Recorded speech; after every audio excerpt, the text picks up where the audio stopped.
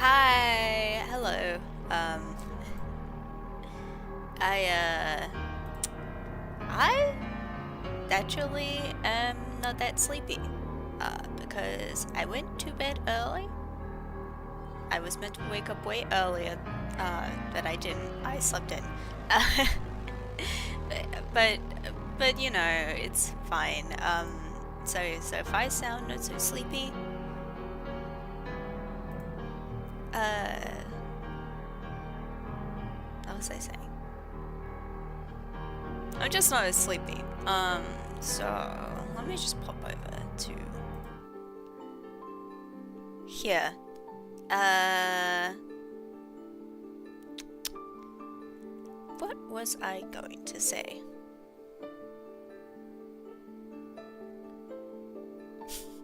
I don't know. I'm always kind of scatterbrained. It's fine. Um, so where I didn't realize that I had made it up to this bit. I'm like questioning whether I'm on the right. No, I'm not. I'm actually not. I'm actually on the wrong chapter. How did I skip so far? That was like completely wrong.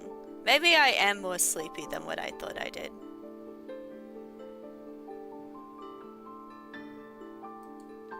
It was still on Abram. Okay, so we must be starting. I actually got the stream title wrong. And that makes me upset. So I'm gonna quickly change that. It should be from Genesis 15:1 onwards, right?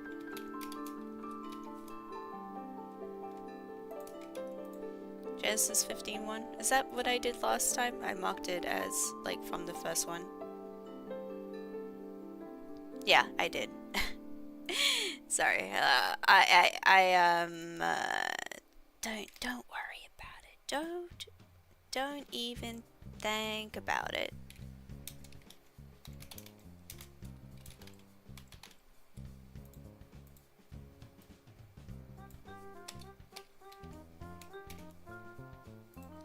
Okay, it's fixed.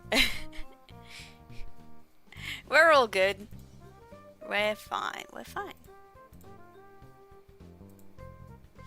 Okay, so giving my little disclaimer that I will continue to do footy streams. So, first off, I am religious, but this isn't for conversion purposes. I'm anti-conversion.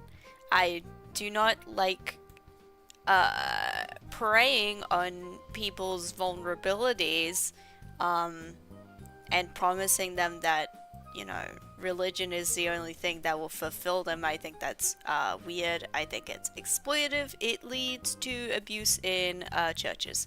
So I'm anti-conversion. I am pro-science. I don't know if I actually elaborated on that last time, but basically, because I think, you know, if God is behind the world's creation and science is the act of observing the world, and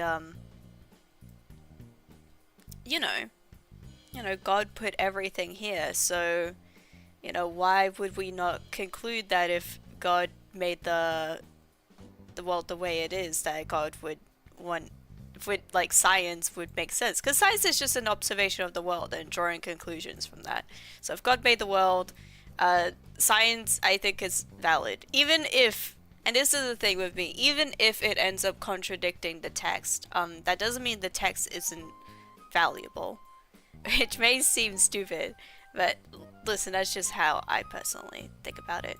And the last thing that I realize I should have added is that I am very casual about my relation to God. You know, I don't mind joking around because, you know, if God loves me, then God would is not going to set me to the place of eternal punishment just for being goofy or of being critical. Because if you think God would do that, I have to say that that is abuse. Don't, that's not good. That's not good. And those are my disclaimers. I don't like conversion. I am pro-science. I am not here to... I am religious myself. So I'm not here to be... You get it. You get it. But anyways, so Genesis 15. I will start reading. After these things, the Lord's word came to Abram in a vision, saying, "Don't be afraid, Abram, I'm your shield, your exceedingly great reward." Not chatting much because I just woke it up and making breakfast. But hi, hello, don't worry. This is very much a speaking kind of reading, so it's fine.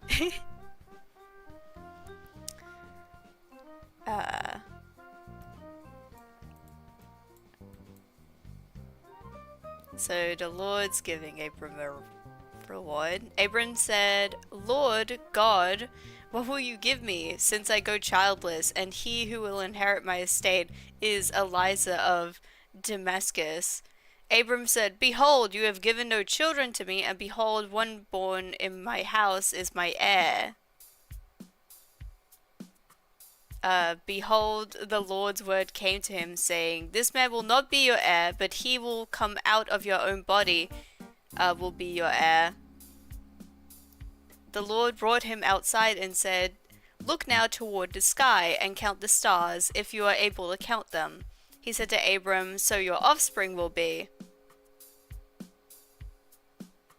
He believed in the Lord, who credited him for righteousness. He said to Abram, "I am the Lord who brought you out of the Chaldees to give you this land to inherit it." He said, "Lord God, how will I know that I will inherit it?" He said, "Bring me a heifer 3 years old, a female goat 3 years old, a ram 3 years old, a turtle dove, and a young pigeon." He brought him all of these and divided them in the middle and laid each half opposite the other, but he didn't divide the birds. The birds of prey came down on the carcasses, and Abram drove them away.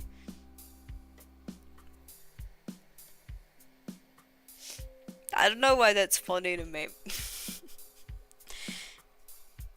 Anyways, when the sun was going down, a deep sleep fell on Abram. Now terror and darkness fell on him. He said to Abram, "Know for sure that your offspring will live as foreigners in a land that is not theirs, and will serve them. They will afflict them 400 years. I will also judge the nation whom they serve. Afterward they will come out with great wealth. But you will go to your fathers in peace. You will be buried at the good old age. In the 4th generation they will come here again, for the iniquity of the Amorite is not full yet."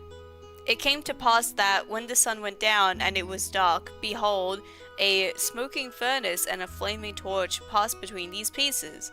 In the day the Lord made a covenant with Abram, saying, "I have given this land to your offspring, from the river of Egypt to the great river, the river Euphrates, the land of the Canaanites, the Kenizzites, the Cadmonites, the Hittites, the Perizzites, the Rephaim, the Amorites, the Canaanites, the Girgashites, and the Jebusites.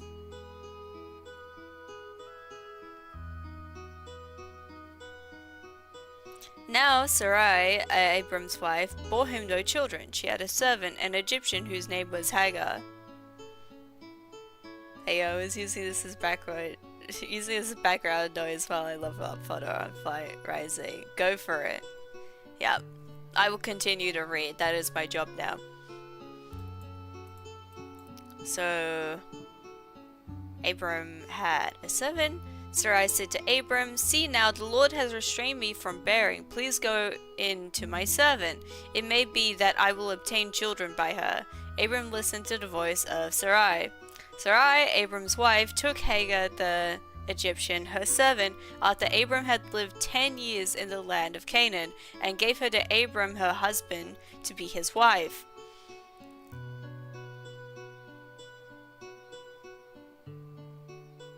He went into Hagar, and she conceived. When she saw that she had conceived, her mistress was despised in her eyes. Sarai said to Abram, "This wrong is your fault. I gave my servant into your bosom."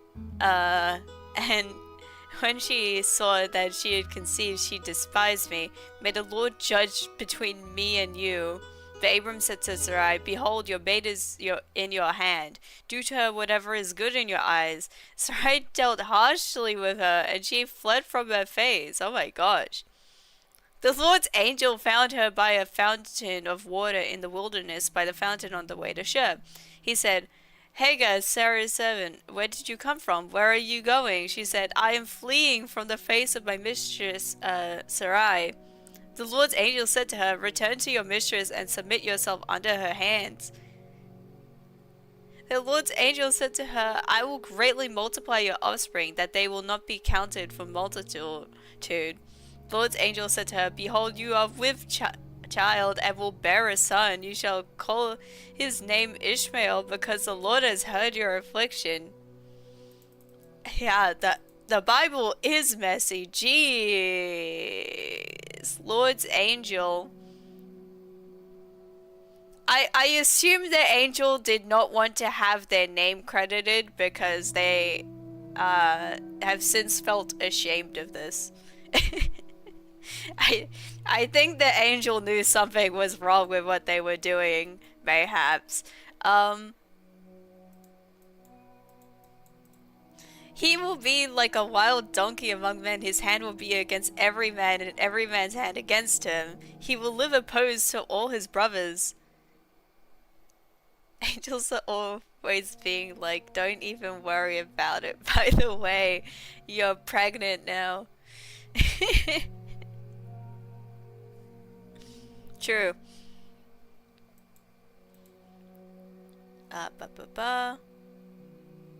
He'll be like a donkey, his hand will be of his every man, and every man's hand against him. He will live opposed to all of his brothers. She called the name of the Lord who spoke to her. "You are a God who sees," for she said, "Have I even stayed alive after seeing him?" Therefore the well was called Bir Lahai Roy, right? Well of one who lives and sees me. I see. Behold, it is between Kadesh and Bered. Hagar bore a son for Abram. Abram called the name of his son, who Hagar bore, Ishmael. Abram was 86 years old when Hagar bore Ishmael to Abram. When Abram was 99 years old, the Lord appeared to Abram and said to him, "I am the God Almighty. Walk before me and be blameless. I will make my covenant between me and you, and will multiply you exceedingly." Abram fell on his face. God talked with him, saying, sorry, that's so funny. Abram fell on his face. God says, "As for me, behold, my covenant is with you. You will be the father of a multitude of nations. Your name will no more be called Abram, but your name will be Abraham, for I have made you the father of a multitude of nations. I'll make you exceedingly fruitful, and I will make nations of you. Kings will come out of you. I will establish my covenant between me and you and your offspring after you throughout their generations for an everlasting covenant, to be a God to you and to your offsprings after you. I will give you and to your offspring after you the land where you were traveling, all of the land of Canaan, for an everlasting possession. I will be their God." God said to Abraham, "As for you, you shall keep my covenant, you and your offspring after you throughout their generations. This is my covenant which you shall keep between me and you and your offspring after you." Gosh, that's a lot of repetition. "Every male among you shall be circumcised. You shall be circumcised in the flesh of your foreskin. It will be a token of the covenant between you and me. He who is 8 days old shall be circumcised among you, every male throughout your generations. He who is born in the house or bought with money from any foreigner who is not your offspring. He who is born in your house and he who is bought with your money must be circumcised. Just slavery, you know. They're just gonna go over that, but that's the Bible.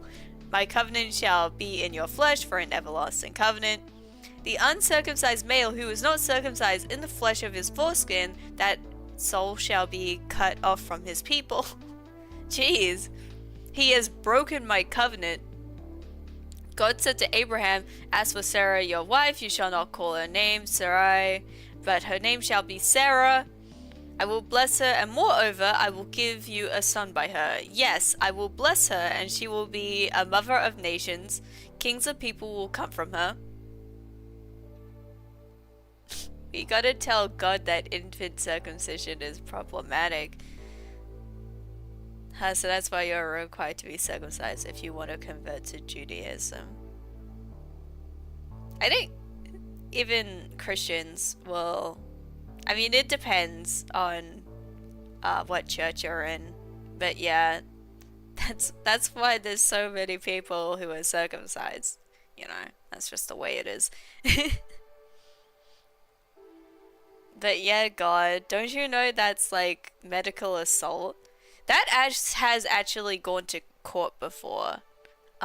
People have taken their parents to court over circumcision because it can be considered a medically unnecessary procedure, so, you know.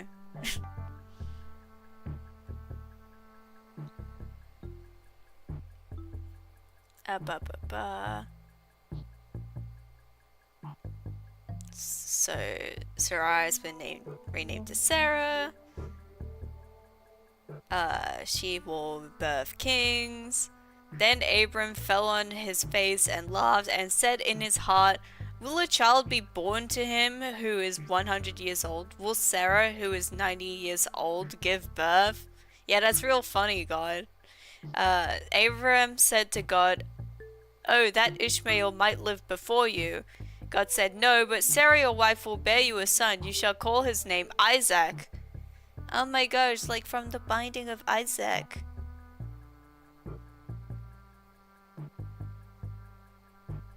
I will establish my covenant with him for an everlasting covenant for his offspring after him. As for Ishmael, I have heard you. Behold, I have blessed him, and will make him fruitful, and will multiply him exceedingly. He will become the father of 12 princes, and I will make him a great nation. But I will establish my covenant with Isaac, whom Sarah will bear to you at this set time next year. Like, kind of objectively, it's non-consensual and non-necessary, but like, some people really want to follow the text like one-to-one. Yeah. Also, I think a part of it has perhaps become kind of a not strictly religious thing, but just a cultural thing that people just do and they don't think about it.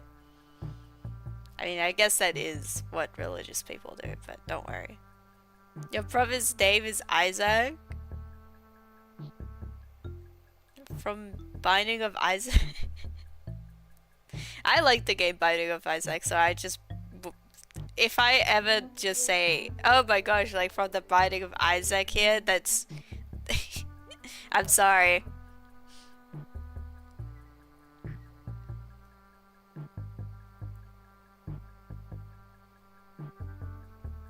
Dude named Isaac tried to beat me up in high school. Isaac is a pretty... I think it's a pretty common name. People love naming their children after biblical figures.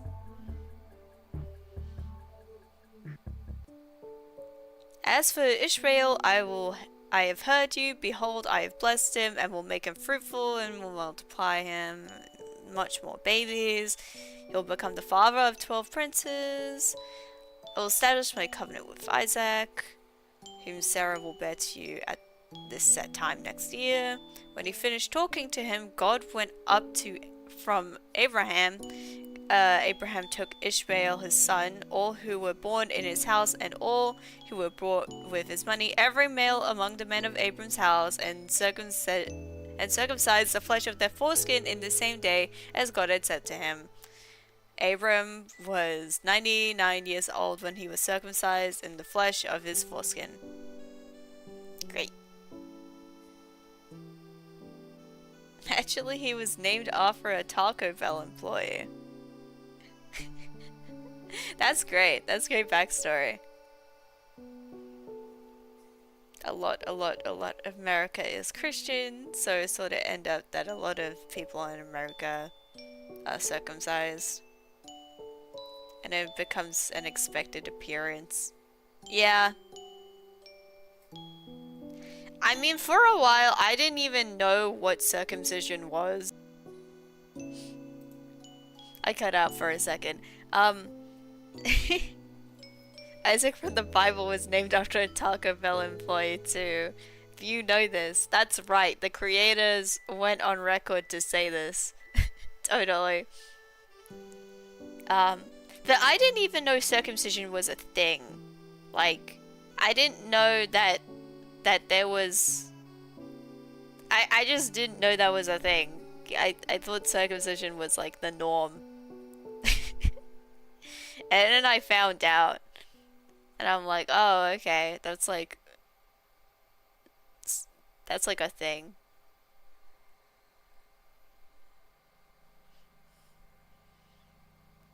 Ba, ba, ba.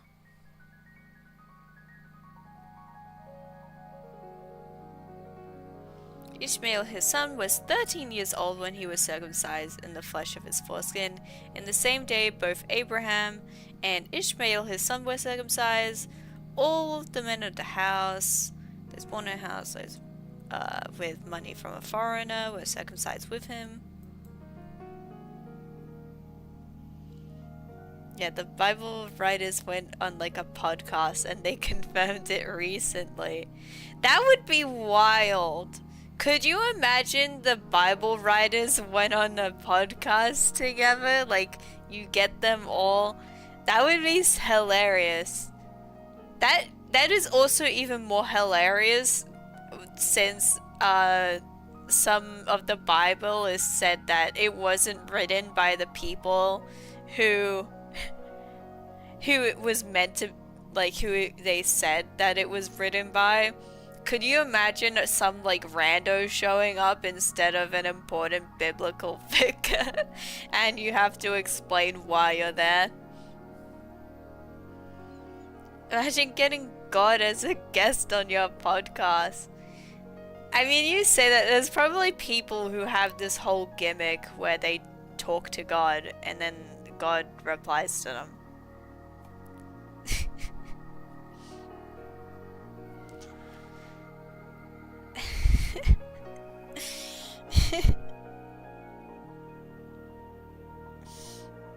I don't know. I don't want to know what God would say on a podcast. Every time the podcaster makes a good joke and God laughs, he says, "And you will have a gajillion babies." And then the podcaster goes, "What? Like, God, I don't know if I have the money to have like a bunch of babies. I don't know if I can do that." And God says, nah, don't worry about it. It'll be fine. Me and my whole shit about, imagine Jesus walks into your casino and starts losing all his money on slots.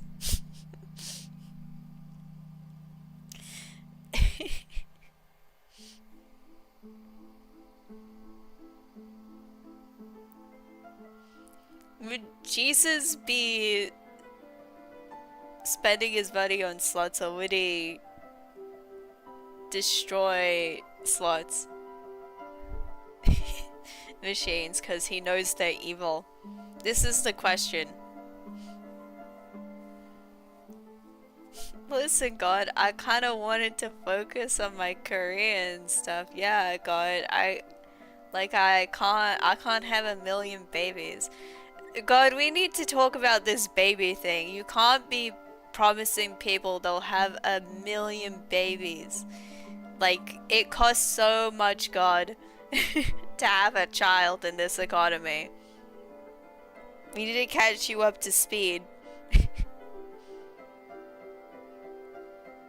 Jesus' preferred gambling method? I feel like Jesus would like blackjack.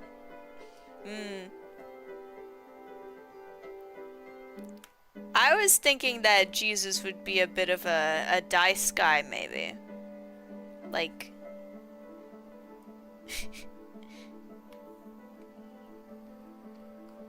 I forget what name it is. Is there like a game like Yahtzee? Something like that? I don't know. He looks at his slot machine wrong and immediately flips to the jackpot, and the schmuck playing it wins $1 million.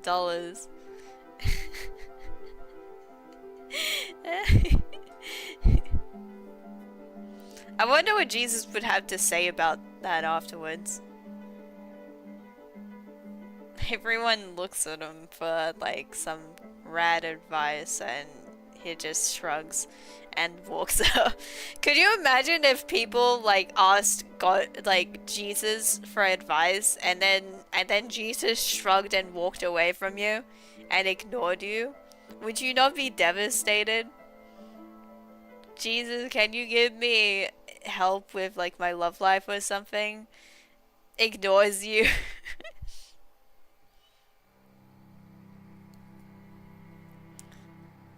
The Lord appeared to him by the oaks of Mamre as he sat in the tent door in the heat of the day. He lifted up his eyes and looked and saw 3 men stood near him. When he saw them, he ran to meet them from the tent door and bowed himself to the earth and said, "My Lord, if now I have found favor in your sight, please don't go away from your servant."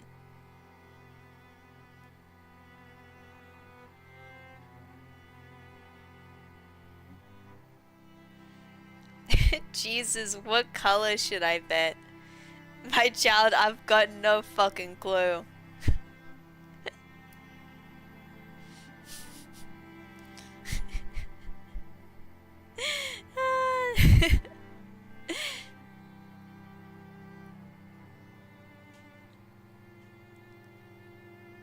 He lifted his eyes and looked, saw that the firmament stood near him. When he saw them, he returned vow. Lord, give me favor. Now let a little water be fetched, wash your feet, and rest yourselves under a tree. I will get a piece of bread so you can refresh your heart. After that, you may go your way, now that you have come to your servant. They said, "Very well, do as you have said." Abraham hurried to the tent with Sarah and said, "Quickly prepare 3 says of fine bread kneaded, and make kegs."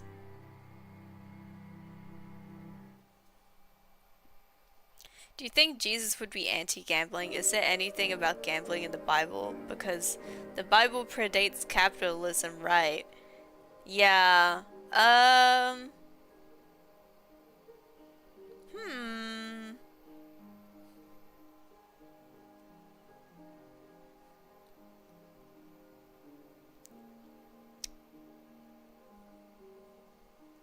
I feel like I'm instinctively like Jesus would be anti-gambling, but I mean, you never know. Maybe Jesus would get hooked on those slot machines.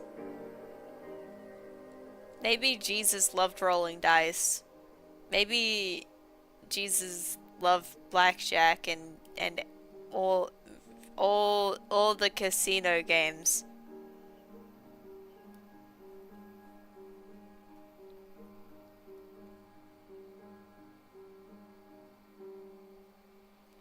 Also, say it's about 7 liters.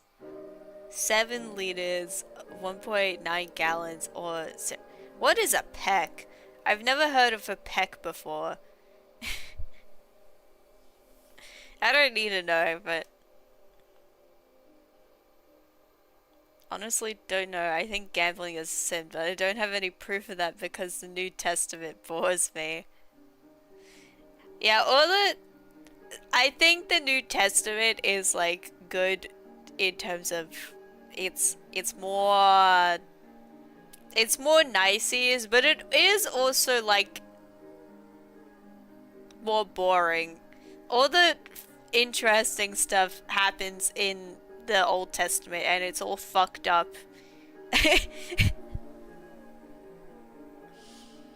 Would Jesus play gacha games?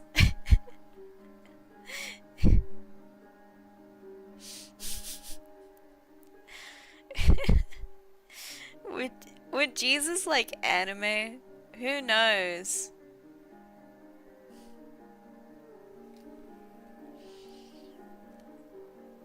I've never seen Lucky Star, but I just feel like Jesus might like Lucky Star.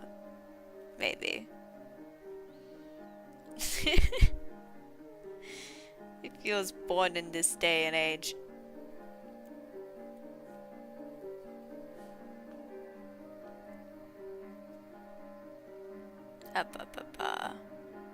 Abraham ran to the herd and fetched a tender and good calf and gave it to the servant. He hurried to dress it.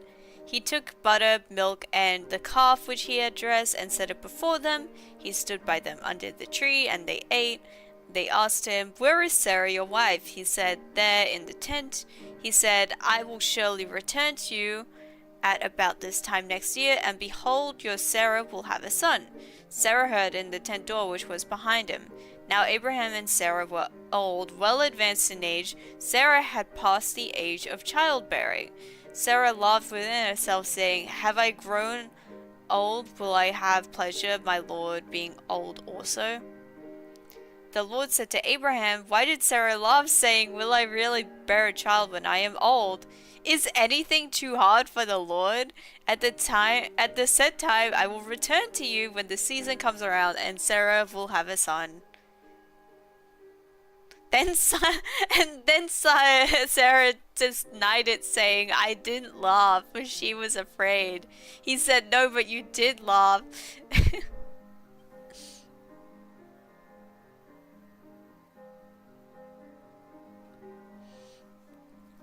Going back in time to show Jesus Evangelion. Jesus should have a YouTube channel where he reviews different pieces of media and gives his thoughts.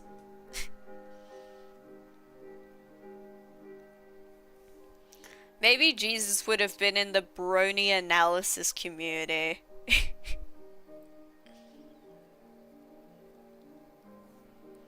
The men rose up from there and looked towards Sodom. Abraham went with them to see them on their way. The Lord said, Will I hide from Abraham what I do, since Abraham will surely become a great and mighty nation, and all the nations of the earth will be blessed in him?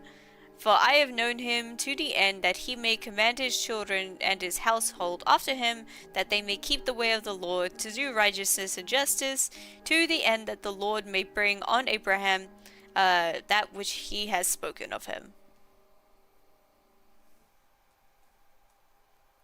I think Jesus would definitely be an anti-capitalist, but if you remove the capitalism, then sluts aren't inherently bad. The bad part is the financial desperation and exploitation.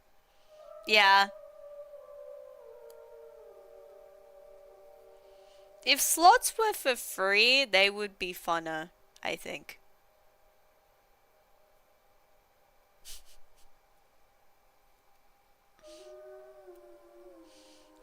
The big booby women in the machine art.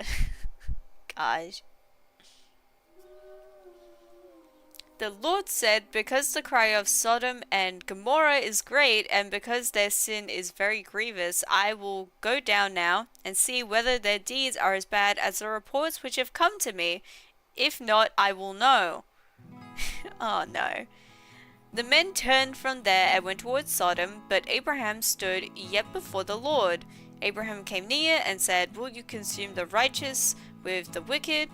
What if there are 50 righteous within the city? Will you consume and not spare the place for the 50 righteous who are in it? May it be far from you to do things like that. To kill the righteous will be wicked, so that the righteous should be like the wicked. May that be far from you. Shouldn't the judge of all earth do right?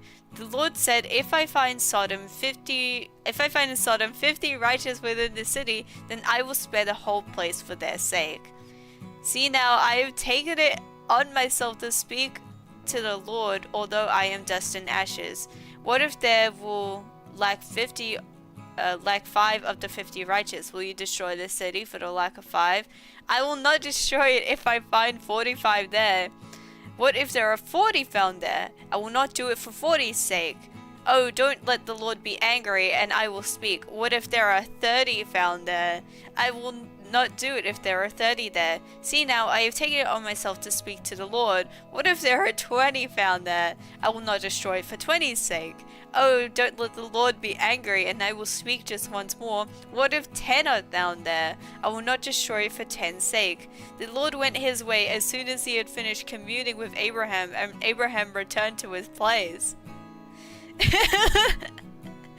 This is so funny, because it's not like he's haggling.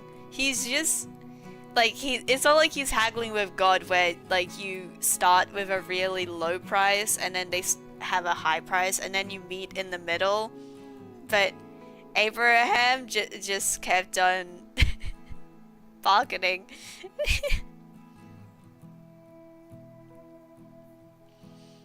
Oh hell yeah, this is a Sodom and Gomorrah story. Yes, yes. And yes, this is where the word sodomy comes from. From the city Sodom. I did a rewrite of the Bible story, and I think I did a better job than the writers of this book, not gonna lie. Yeah, I feel like it's very easy. Okay, listen, some of the Bible is not that great in terms of its writing. So I don't think it's very hard to write a better version of the Bible. But you know, Jesus would get swindled in a casino for sure. It's very possible. Slot machines are unholy.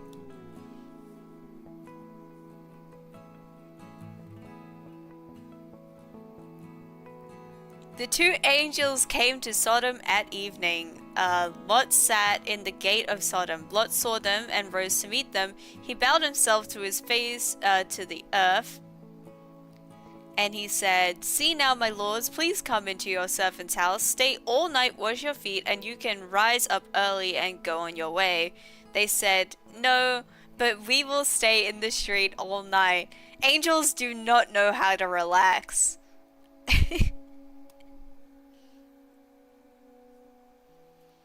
Maybe it was more swag sounding in Latin, but the English version is clunky as fuck. This is also just like not the best Bible. This is like a copyright free one, which is why I'm reading it, but there are definitely better Bible translations than this.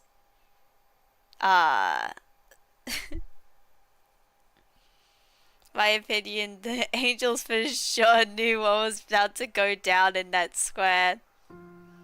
This is true. Oof. He urged them greatly, and they came in with him and entered into his house. He made them a feast and baked unleavened bread, and they ate. But before they lay down, the men of the city, the men of Sodom, surrounded the house, both young and old, all the people from every quarter. They called to Lot and said to him, "Where are the men who came in to you this night? Bring them out to us, that we may have sex with them." Lot went out and to them through the door and shut the door after himself. He said, "Please, my brothers, don't act so wickedly.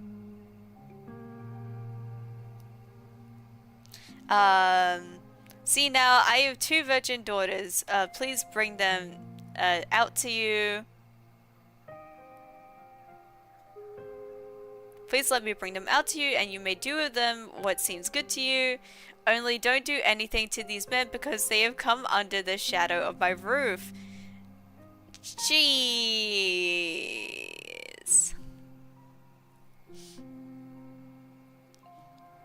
they said, stand back. Then they said, this one fellow came in to live as a foreigner and he appoints himself a judge.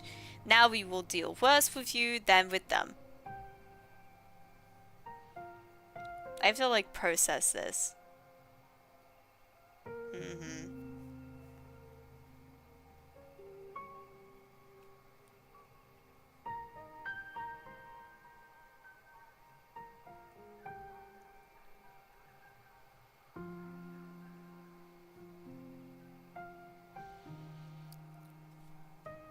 They pressed hard on the man Lot and came near to break the door.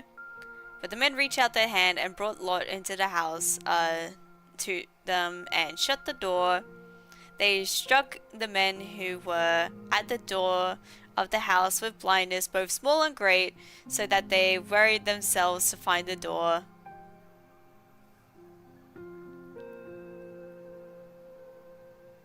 Ladies and gentlemen, the only righteous man in the city of Sodom.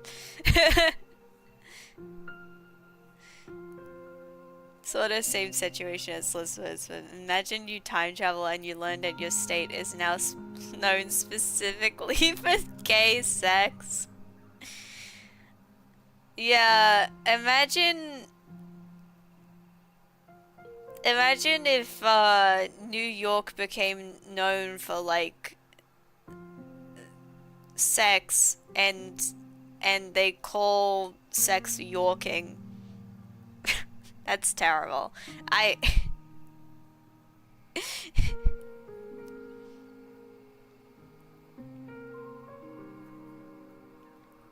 They struck the men who were at the door of blindness, both great and small, so that they worried themselves to find the door. The men said to Lot, do you have anybody else here, sons-in-law, your sons, your daughters, and whoever you may have in the city? Bring them out of the place.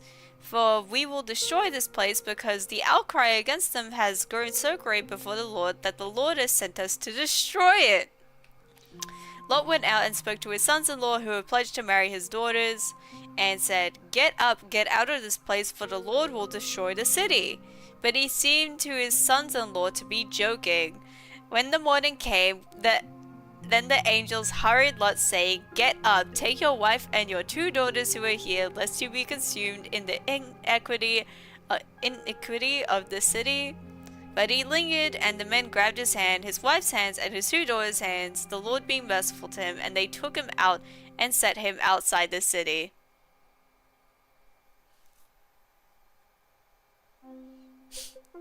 Imagine you're the first homo in Sodom. Imagine your legacy. God. Yeah. Imagine how the Isle of Lesbos feel. Yeah.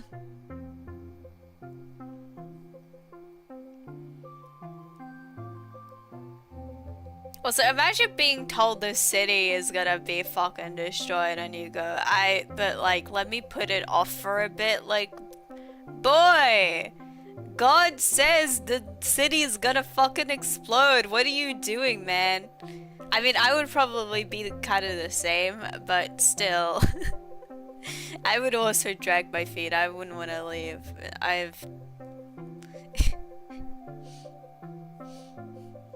Like, a few perverts just managed to change the entire context of the city name. Imagine if in the future we use the name Florida to refer to people with pool toy fetishes. Imagine. Imagine.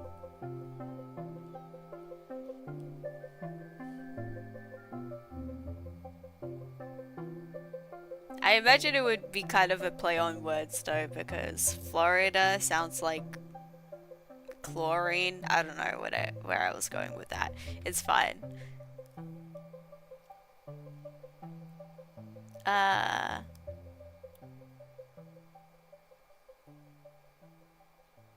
It came to pass when he had taken them out that he said, escape for your life, don't look behind you, and don't stay anywhere in the plain. Escape to the mountains lest you be consumed.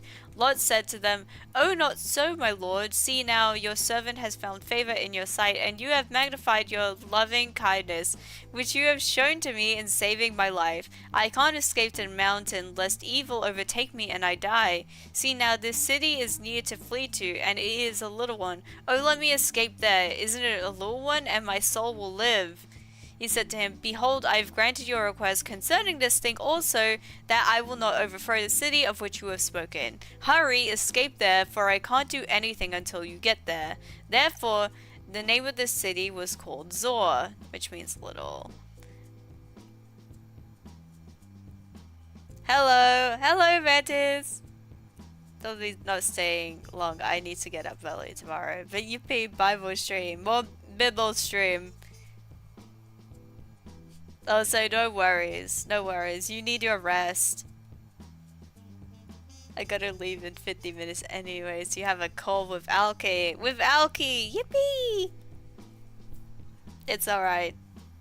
Never have to apologize for leaving. Just look after yourself. That's more important than listening to me read the Bible. Like, me streaming in general, but it is very funny to say, it's more important than the Bible. Just leave, it's fine.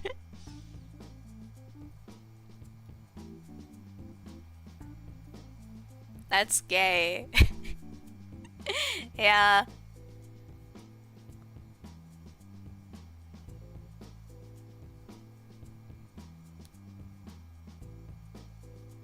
The sun had risen on the earth when Lot came to Zor. Then the Lord rained on Sodom and on Gomorrah sulfur and fire from the Lord out of the sky. He overthrew those cities, all the plain, all the inhabitants of the cities, and that which grew from the ground. But Lot's wife looked back from behind him, and she became a pillar of salt.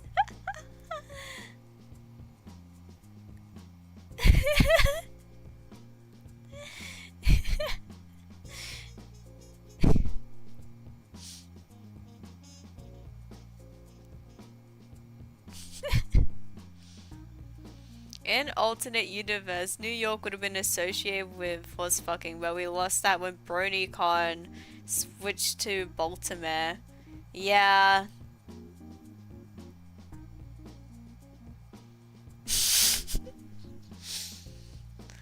Holy shit, that's what that mongoose turns people into. My face when my wife turns to an obelisk of salt. My brain is going like, is this what that Indiana Jones movie was referencing? I don't remember.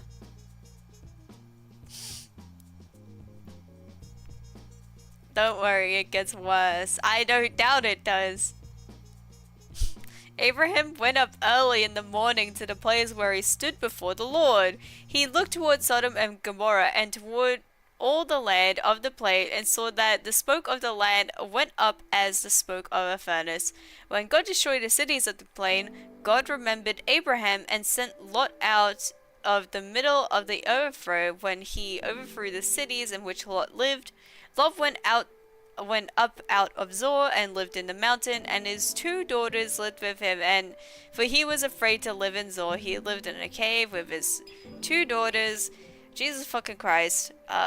The firstborn said to the younger, "Our father is old, and there is not a man in the earth to come into us in the way of all the earth. Come, let's make our father drink wine, and we will lie with him, that we may preserve our father's family line." God, fuck. They made her father drink wine that night, and the firstborn went in and lay with her father. He didn't know when she lay down nor when she arose. It came to pass the next day, the firstborn said to the younger, "Behold, I lay last night with my father. Let's make him drink wine again tonight. You go in and lie with him." And they made the father drink wine that night also. The younger went and lay with him. He didn't know when she lay down nor when she got up. Thus the Lot's daughters were, the first one bore a son and named him Moab. He is the father of Moabites to this day. The younger also bore a son, and his and they get a special name where they get a last name, Ben Ami. He is the father of the children of Ammon to this day. Whoa, yeah. Yeah, and then they just skip over it. And then they just don't talk about it. Like, fucking hell. My gosh. Abraham traveled from there toward the land of the south and lived between Kadesh and Shur. He lived as a foreigner in Korea. Also, by the way, I don't know if we have records of anything happening to these places. Like, you would have to do research to see, like, what scientists are saying about it, if something actually did happen. But I do like to imagine that what happened with might have been a bit of a cope.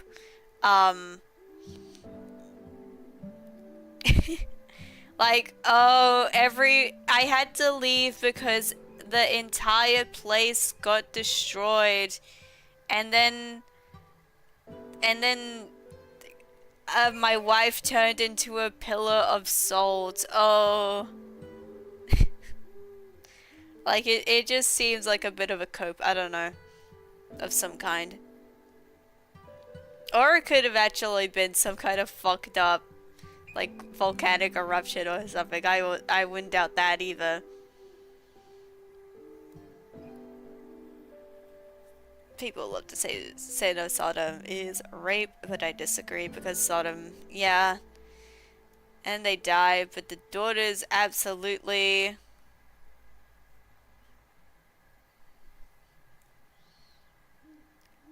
Can we criticize the Bible for unnecessarily, like, problematic content? The Bible cancelled? Yeah. I mean, that's what I'm doing. I'm like, fucking hell, Bible writers. It's like, jeez. Same guys who also don't list the names of any of their wives, but they will list all their, like, male heirs. God, cancel. God, if you're hearing this, get it together.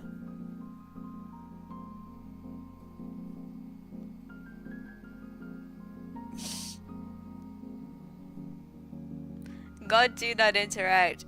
I just think it would be very funny though if whenever you break up with someone you say, yeah, well when I was leaving my house because God told me to flee this land, my wife looked behind her and and turned into a pillar of salt.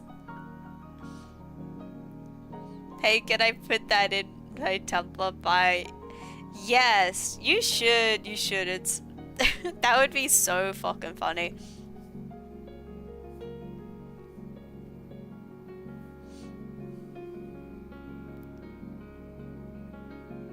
Abraham traveled there toward the land of the south and lived between Kadesh and Shur. He lived as a foreigner in Gerar. Abraham said about Sarah his wife, "She is my sister." Abimelech, king of Gerar, said and took Sarah. But God came to Abimelech in a dream of the night and said to him, "Behold, you are a dead man because of the woman whom you have taken, for she is a man's wife." Now Abimelech had not come near her. He said, "Lord, will you kill me? Will you kill even a righteous nation? Didn't he tell me she is my sister? She even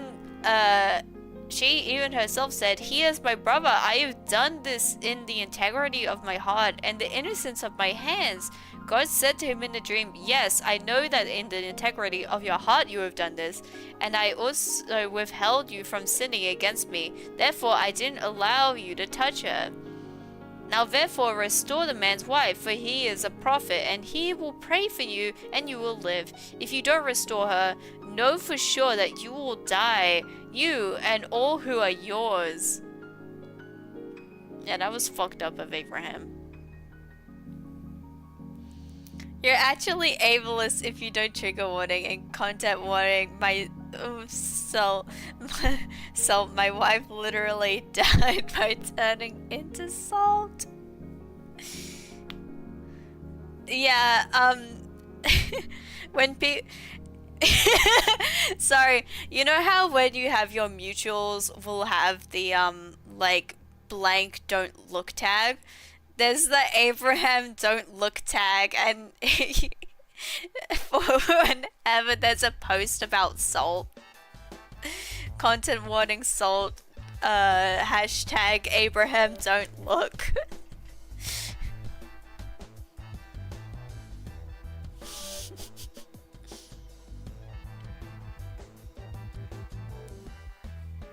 Abimelech rose early in the morning and called all his servants and told all these things in their ear. The men were very scared.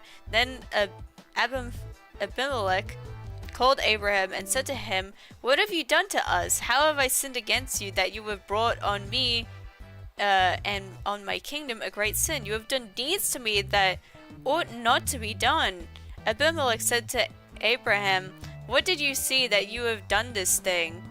Abraham said, "Because I thought, surely the fear of God is not in this place. They will kill me for my wife's sake. Besides, she is indeed my sister, the daughter of my father, but not the daughter of my mother, and she became my wife." When God caused me to wander from my father's house, I said to her, "This is your kindness, which you shall show to me. Everywhere that we go, say of me, he is my brother."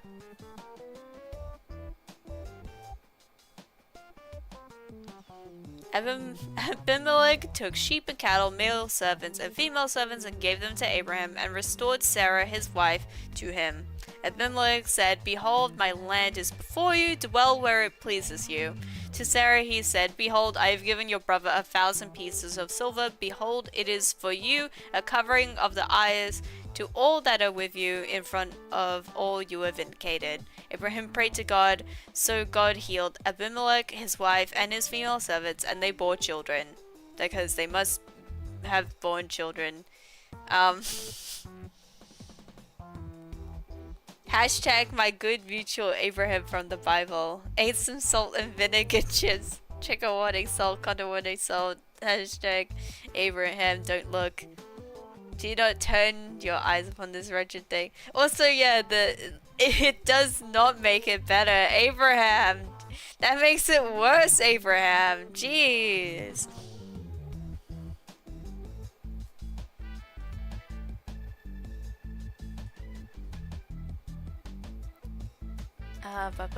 For the Lord had closed up tight all the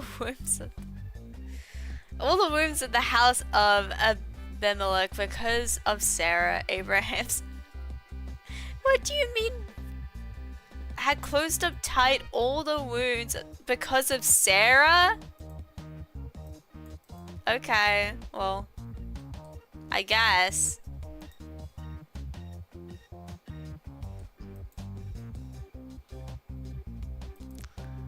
The Lord visited Sarah, and he had said, and the Lord did to Sarah as he had spoken. Sarah conceived and bore Abraham a son in his old age at the set time of which God had spoken to him. Abraham called his son who was born to him, whom Sarah bore to him, Isaac.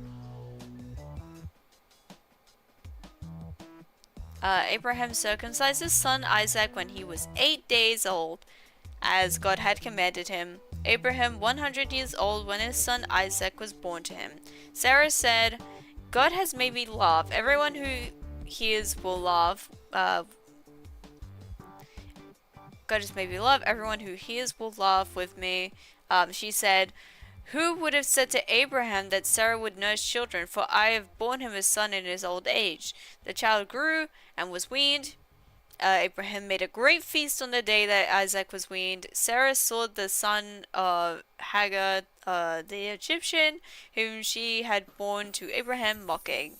Therefore she said to Abraham, "Cast out this servant and her son, for the son of this servant will not be heir with my son Isaac." The thing was grievous in Abraham's sight on account of his son.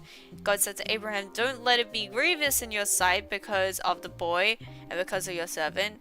In all that Sarah says to you, listen to her voice, for your offspring will be named through Isaac. I will also make this nation of the son of the servant because he is your child." Abraham rose up early in the morning because he's on that rise and grind, and took bread and a container of water and gave it to Hagar, putting it on her shoulder, and gave her the child and sent her away. She departed and wandered in the wilderness of Beersheba. The water in the container was spent, and she put the child under one of the shrubs. She went and sat down opposite him, a good way off, about a bow shot away. She said, "Don't let me see the depth of the child." She sat opposite him and lifted up her voice and wept. Okay, I should get going. Have fun, everyone. Die, Scrubby.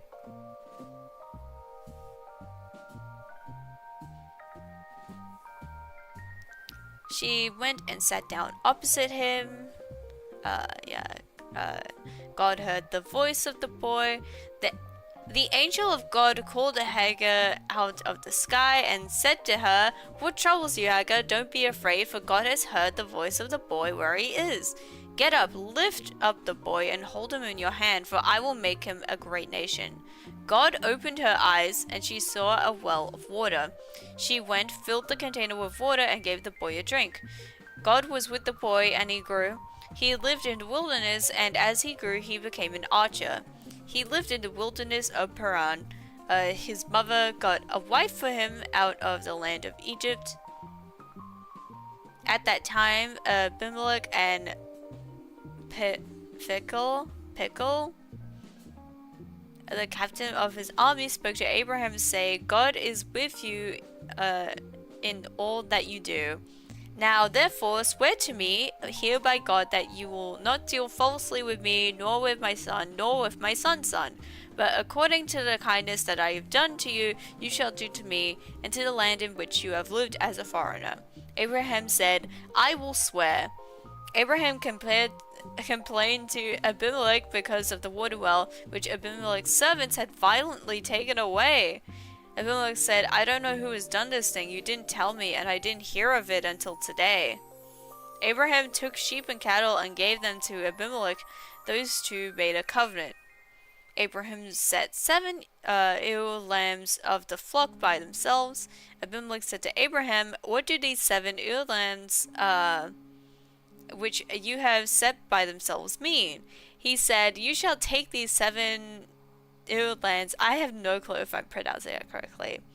"You shall take the 7 ewe lambs from my hand, that it may bear witness to me that I shall have dug this well." Therefore he called that place Beersheba, which means well of the oath, or well of 7. Because they both swore an oath there. So they made a covenant at Beersheba. Abimelech rose up with Pickle, the captain of his army, and they returned into the land of the Philistines. Abraham planted a tamarisk tree in Beersheba, and there called on the name of the Lord, the everlasting God. Abraham lived as a foreigner in the land of the Philistines many days. Also, oh my gosh, Abraham was rich. Can we talk about this? Like, whenever I think of biblical figures, I don't know why, like, I kind of think of them not being that rich, but Abraham was rich. Like, so rich. Like, like, I don't know how rich, but I don't know, he's coming off as incredibly rich, just like from what I'm reading. And he has God on his side. I love the Old Testament prophets were rich because they were buddies with God. That's what they'll say. That's what they'll say.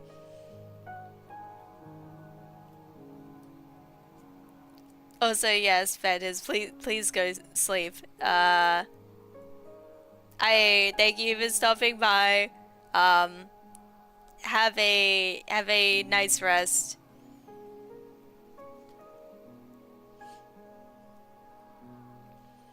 Honestly, it also just makes sense because not everyone would have been literate. I love you too, Mantis. Uh what was I gonna say? Like, they would have had to have been literate, and they also would have had to be able to buy the materials in order to write all of this. So that's already indicative that they were pretty like that they already would have probably been more higher class. But then also but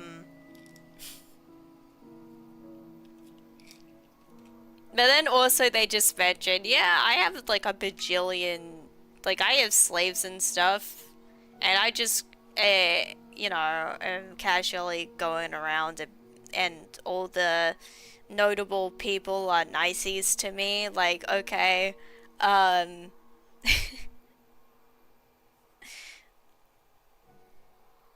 no, but it was God though. God made me this rich, and I wasn't already rich. God just likes me. Totally. Totally. Oh gosh, God has a test. Great. After these things, God tested Abraham and said to him, Abraham, he said, here I am. He said, now take your son, your only son Isaac, whom you love, and go into the land of Moriah. Offer him there as a burnt offering on one of the mountains which I will tell you of. Oh. Abraham rose early in the morning and saddled his donkey and took 2 of his young men with him and Isaac his son. He split the wood for the burnt offering and rose up and went to the place of which God had told him. On the 3rd day Abraham lifted his eyes and saw the place far off. Abraham said to his young men, stay here with the donkey, the boy and I will go over there. We will worship and come back to you. Abraham took the wood of the burnt offering and laid it on Isaac his son. He took in his hand the fire and the knife. They both went together. Isaac spoke to Abraham his father and said, my father, he said, here I am, my son. Here is the fire and wood, but where is the lamb for a burnt offering? God will provide himself the lamb for a burnt offering, my son. So they went together. They came to the place which God had told him of. Abraham built the altar there and laid the wood in order, bound Isaac his son, and laid him on the altar on the wood. Abraham stretched out his hand and took the knife to kill his son. The Lord's angel called out to him of the sky and said, Abraham, Abraham, here I am. Don't lay your hand on the boy or do anything to him, for now I know that you fear God, since you have not withheld your son, your only son, from me. Oh my gosh. God gives people a bunch of kisses and then asks people to murder their children. Yeah. Oh god.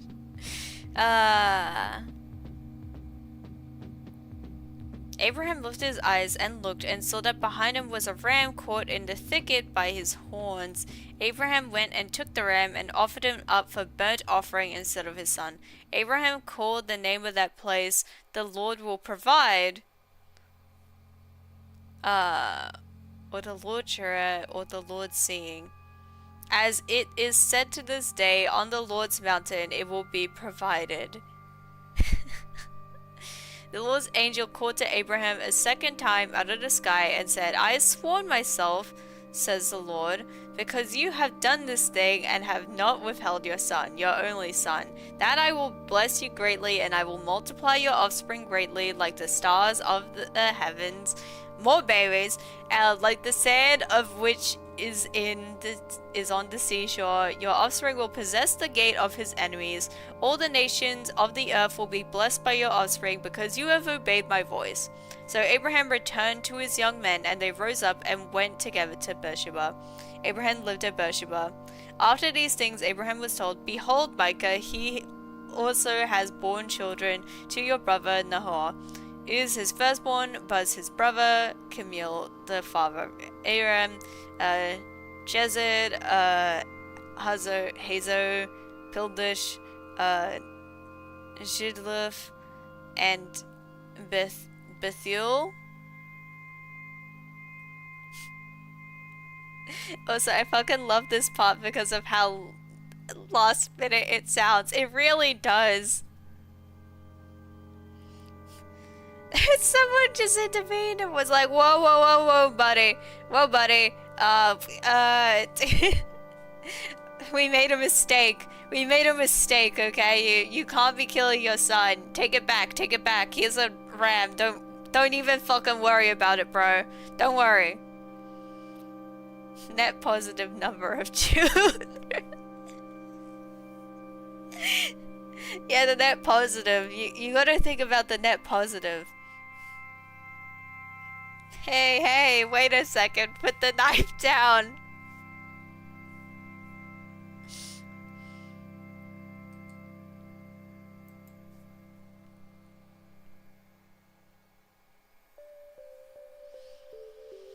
Bethuel became the father of Rebekah. These 8 Milcah born to Nahor, Abraham's brother. His concubine, whose name was Aruma, also bore Teba, Gam, and Tahash, and Makkah.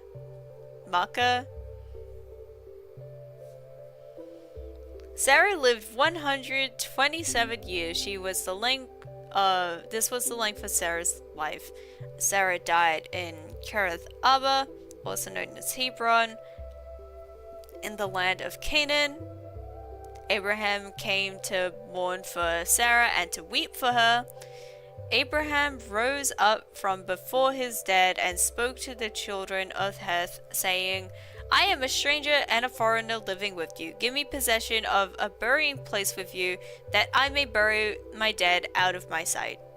The children of Heth answered Abraham, saying to him, Hear us, my lord, you are a prince of God among us. Bury your dead in the best of our tombs. None of us will withhold you from this tomb. Bury your dead. Abraham rose up and bowed himself to the people of the land, to the children of Heth. He talked with them, saying, If you agree that I should bury my dead out of my sight, hear me and entreat me to Ephron the son of Zohar, that he may sell me the cave of Machpelah, which he has, which is in the end of his field. For the full price, let him sell it to me among you. Oh gosh. Reading. Which he has... For the full price, let him sell it to me among you as a possession for a burial place. Now Ephron was sitting in the middle of the children of Heth. Ephron and Hittite answered Abraham in the hearing of the children of Heth, even of all who went in at the gate of his city, saying, No, my lord, hear me. I will give you the field. I will give you the cave that is in it. In the presence of children of my people, I give it to you. Bury your dead. Abraham bowed himself down before the people of the land. He spoke to Ephron in the audience of the people of the land, saying, But if you will, please hear me. I will give the price of the field. Take it from me, and I will bury my dead there. Ephron answered Abraham, saying to him, My lord, listen to me. What is a piece of land worth 400 shekels of silver between me and you? A shekel is about 10 grams. So 400 shekels would be about 4 kilograms, or 8.8 pounds. To me and you, therefore bury your dead. Abraham listened to Ephron. Abraham weighed to Ephron the silver which he had named in the hearing of the children of Heth 400 shekels of silver, according to the current merchant standard. So the field of Ephron, which was in Machpelah, which was before Mamre, the field, the cave which was in it, and all the trees that were in the field that were in all of its borders were deeded to Abraham for a possession in the presence of the children of Heth before all who went in the gate of his city. After this, Abraham buried Sarah his wife in the cave of the field of Machpelah before Mamre, that is, Hebron, in the land of Canaan. The field and the cave that is in it were deeded to Abraham by children of Heth as a possession for a burial place. Abraham was old and well advanced in age. The Lord had blessed Abraham in all things. Abraham said to his servant, the elder of his house, who ruled over all that he had, "Please put your hand under my thigh. I will make you swear by the Lord of heaven and the Lord of the earth, that you shall not take a wife for my son and the daughters of the Canaanites, among whom I live, but you shall go to my country and to my relatives and take a wife for my son Isaac." The servant said to him, "But what if the woman isn't willing to follow me to this land? Must I bring your son again to the land you came from?" Abraham said to him, "Beware that you don't bring my son there again. The Lord, the God of heaven, who took me from my father's house and from the land of my birth, who spoke to me and who swore to me, saying, 'I will give you this land to your offspring,' he will send his angel before you, and you shall take a wife for my son from there. If the woman isn't willing to follow you, then you shall be clear from this oath to me. You shall not bring my son there again." The servant put his hand on the thigh of Abraham his master, and swore to him concerning this matter.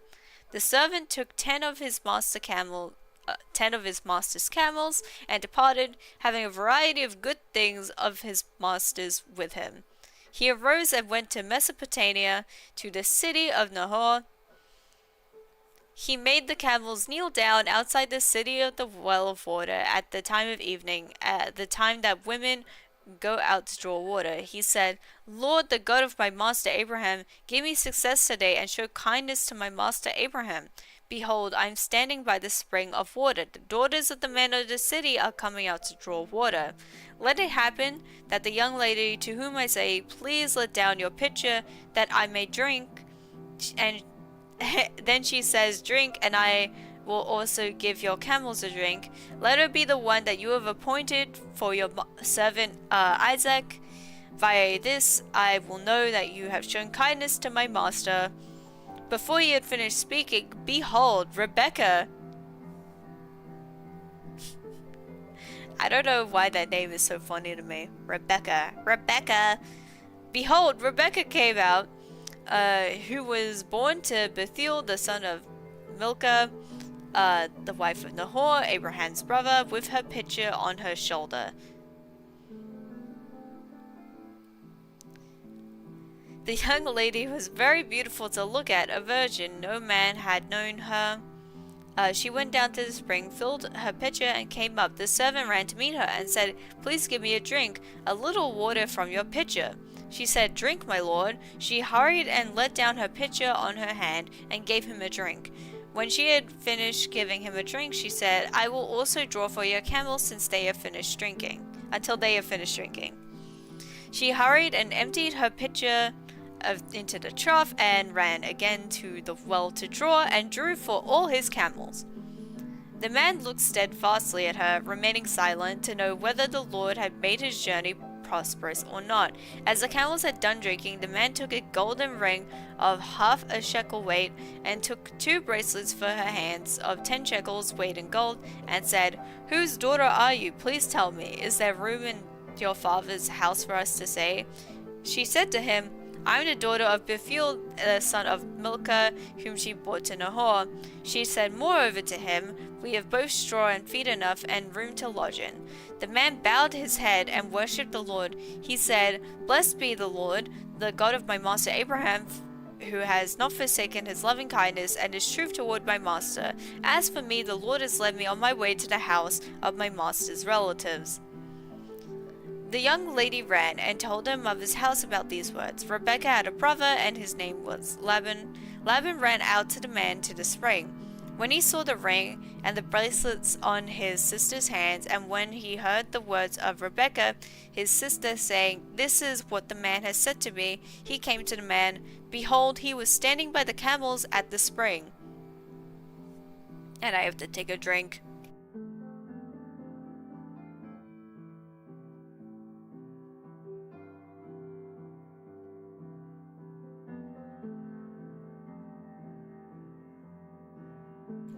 Drinking like those camels.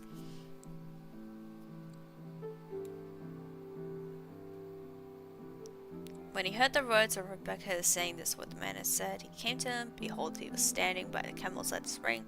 He said, "Come in, you blessed by the Lord. Why do you stand outside? For I have prepared the house and room for the camels." The man came into the house, and he unloaded the camels. He gave straw and feed for the camels, and water to wash his feet and the feet of the men who were with him. Food was set before him to eat, but he said, "I will not eat until I have told my message." "Speak on."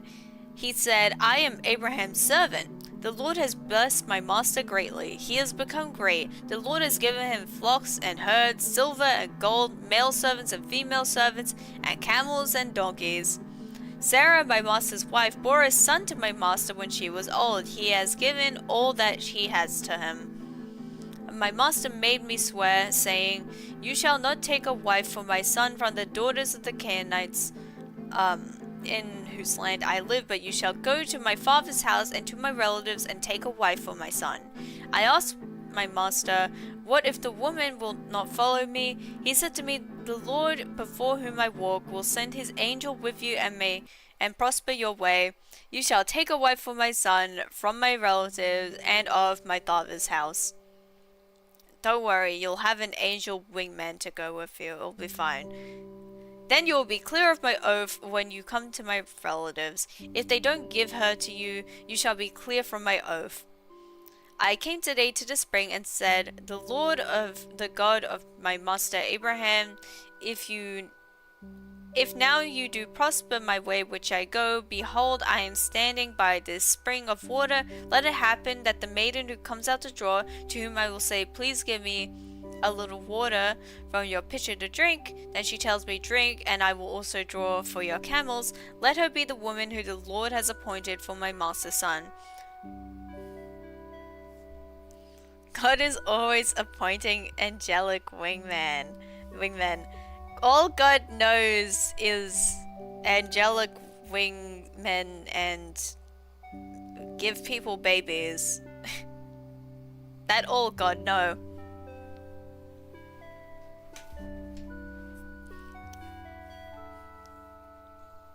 Behold, I'm sending spring water. Let it happen that the maiden who comes out to draw, to whom I will say, please give me a drink, and to go camels, let her be the woman who the Lord has appointed for my master's son. Before I had finished speaking in my heart, behold, Rebekah came out with her pitcher on her shoulder. She went down to the spring and drew. I said to her, please let me drink. She hurried and let down her pitcher from her shoulder and said, drink. So I drank, and she also gave the camels a drink. I asked her and said, whose daughter are you? She said, the daughter of Bethuel, their son. I put a ring on her nose and the bracelets on her hand. I bowed my head and worshipped the Lord and blessed the Lord, the God of my master Abraham, who had led me in the right way to take my master's brother's daughter for his son. Now, if you will deal kindly and truly with my master, tell me, if not, tell me, that I may turn to the right hand or to the left. Then Laban and Bethuel answered, the thing proceeds from the Lord. We can't speak to you bad or good. Behold, Rebekah is before you. Take her and go, and let her be your master's son's wife, as the Lord has spoken. When Abraham's servant heard their words, he bowed himself down to the earth to the Lord. The servant brought out jewels of silver and jewels of gold and clothing and gave them to Rebekah. He also gave her precious things to her brother and her mother. They ate and drank, he and the men who were with him, and stayed all night. They rose up in the morning, and he said, "Send me away to my master." Her brother and her mother said, "Let the young lady stay with us a few days, at least 10, after that she will go." He said to them, "Don't hinder me. Don't fucking hinder me, since the Lord has prospered my way. Send me away that I may go to my master. We will call the young lady and ask her." They called Rebekah and said to her, "Will you go with this man?" She said, "I will go." They sent away Rebekah her sister with her nurse, Abraham's servant, and his men. They blessed Rebekah and said to her, "Our sister, may you be the mother of thousands, of tens of thousands, and let your offspring possess the gate of those who hate him, of those who hate them." Rebekah arose with her ladies, they rode on the camels and followed the man. The servant took Rebekah and went his way. Isaac came from the way of Bilahai, but he lived in the land of the south. Isaac went out to meditate in the field in the evening. He lifted up his eyes and looked. Behold, there were camels coming. Rebekah lifted her eyes, and when he saw Isaac, she got off the camel. She said to the servant, "Who is the man who is walking in the field to meet us?" The servant said, "It is my master." She took her veil and covered herself. The servant told Isaac all the things that he had done. Isaac brought her into his mother Sarah's tent and took Rebekah, and she became his wife. He loved her, so Isaac was comforted after his mother's death. Abraham took another wife. Dude, you're so old. You're gonna have another wife? Okay.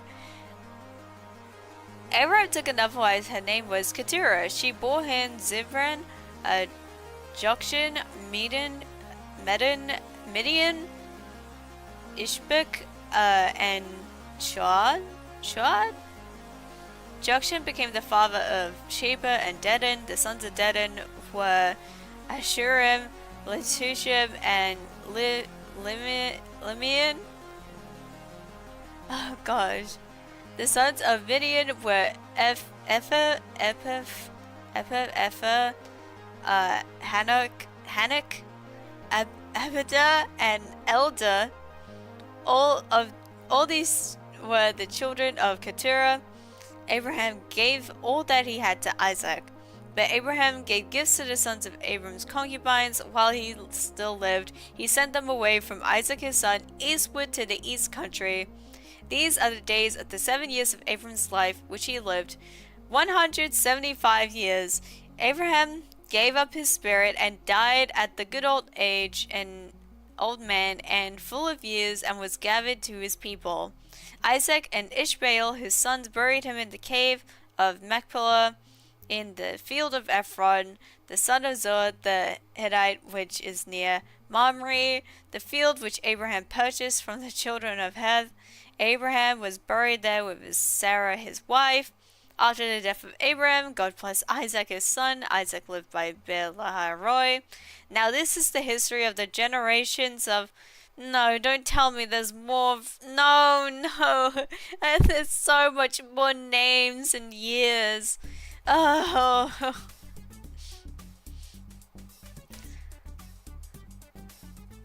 This is the history of the generation of Ishmael, Abraham's son, whom Hagar the Egyptian, Sarah's servant, bore to Abraham. These are the names of the sons of Ishmael by their names, according to the order of their birth. The firstborn of Ishmael, Nebath, then Kedar, Abtil, Mibsam, Mishra, Damash, Daba, Masa, Hadad, Teva, Chetur, Nephish, and Kedaba. These are the sons of Ishmael, and these are their names by their villages and by their encampments, 12 princes according to their nations. These are the years of the life of Ishmael, 137 years. He gave up his spirit and died and was gathered to his people. They lived from Havilah to Shur, that is before Egypt, as you go toward Assyria.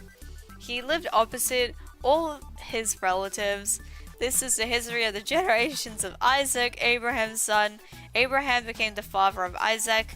Isaac was 40 years old when he took Rebekah, the daughter of Bethuel and Syrian of Paddan Aram, the sister of Laban the Syrian, to be his wife.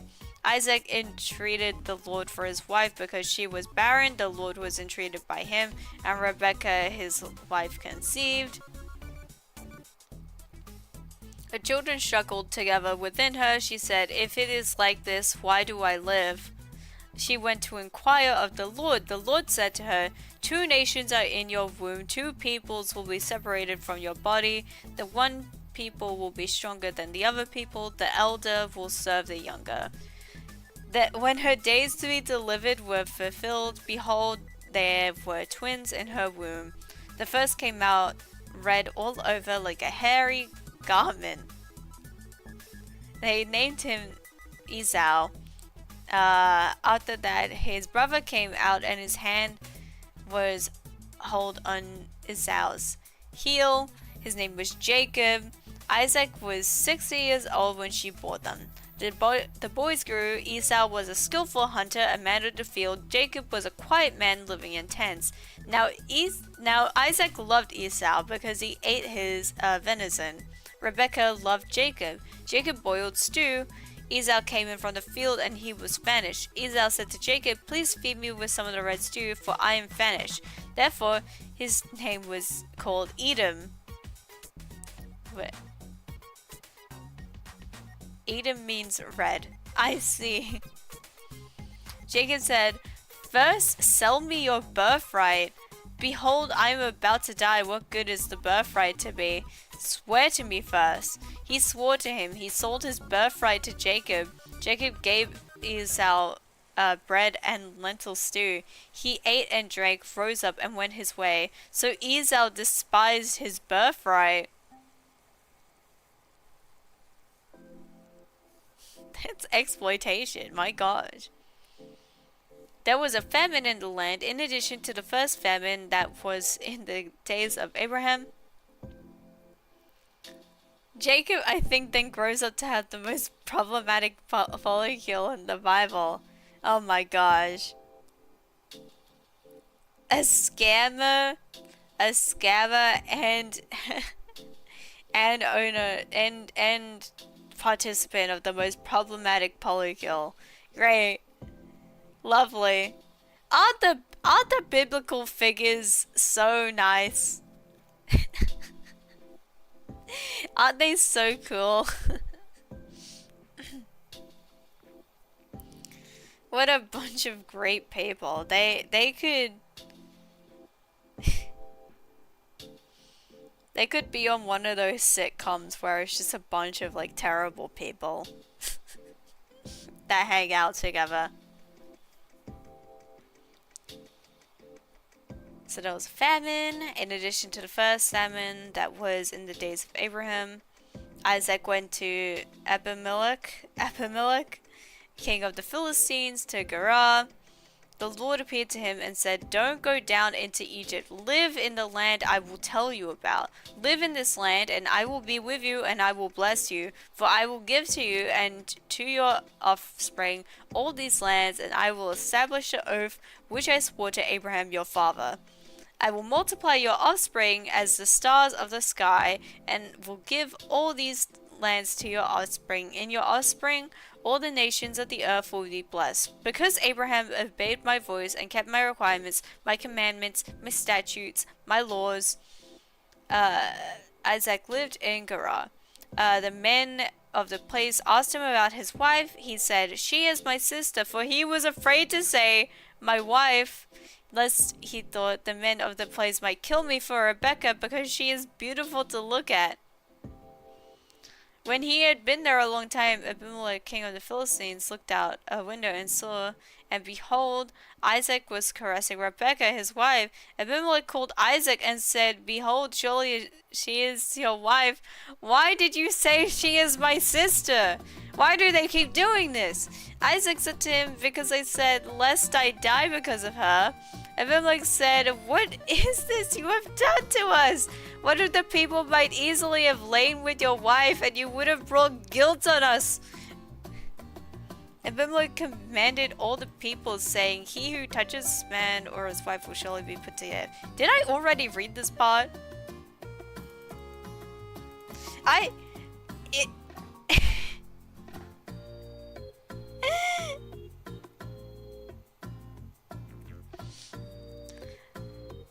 This text is making me go fucking wild.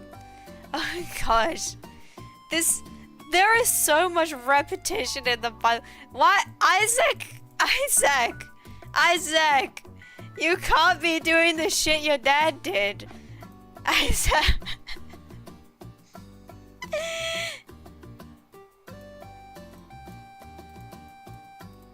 He who touches his bed or his wife will surely be put to death.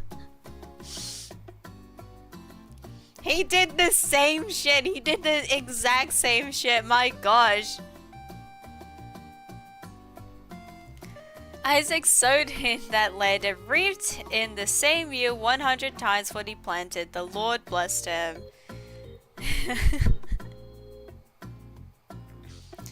The man grew great and grew more and more until he became very great. He had possessions of flocks, possession of herds, and a great household. The Philistines envied him.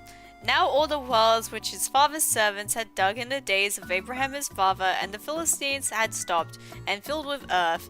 Abimelech said to Isaac, go away from us, for you are much mightier than we. Isaac departed from there, encamped in the valley of Gerar, and lived there. Isaac dug again the wells of water which they had dug in the days of Abraham his father, for the Philistines had stopped them after the death of Abraham. He called their names, and after the names by which his father had called them. Isaac's servants dug in the valley and found there is a well of flowing water, or living, or flesh, or fresh. The herdsmen of Gerar argued with Isaac's herdmen, saying, the water is ours, so he called the name of the well Ezek, meaning contention, because they contended with him. They dug another well and argued over that also, so he called its name Sitnah, which means hostility. He left that place and dug another well. They didn't argue over that one, so he called it Rehoboth, which means broad places. He said, for now the Lord has made room for us, and we will be fruitful in the land. He went up from there to Beersheba. The Lord appeared to him the same night and said, I am the God of Abraham your father. Don't be afraid, for I am with you, and will bless you and multiply your offspring for my servant Abraham's sake. Gotta go for a little bit to do phone calls and shit. Good luck with that. I hope your phone calls go well.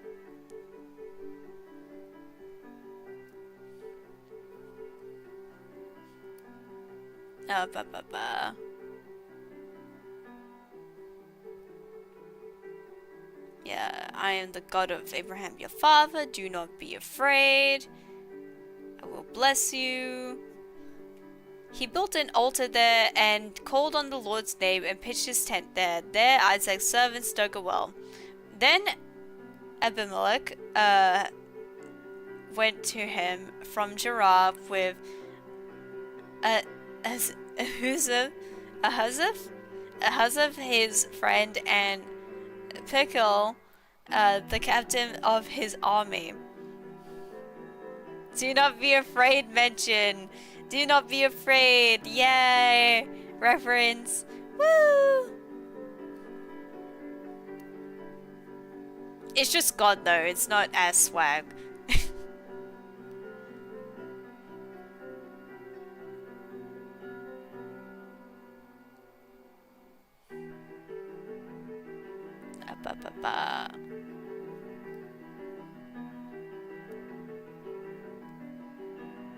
Isaac said to them, "Why have you come to me, since you hate me and have sent me away from you?" They said, "We saw plainly that the Lord was with you." We said, "Let there now be an oath between us, even between us and you, and let's make a covenant with you, that you will do us no harm, as we have not touched you, and as we have done to you nothing but good, and have sent you away in peace.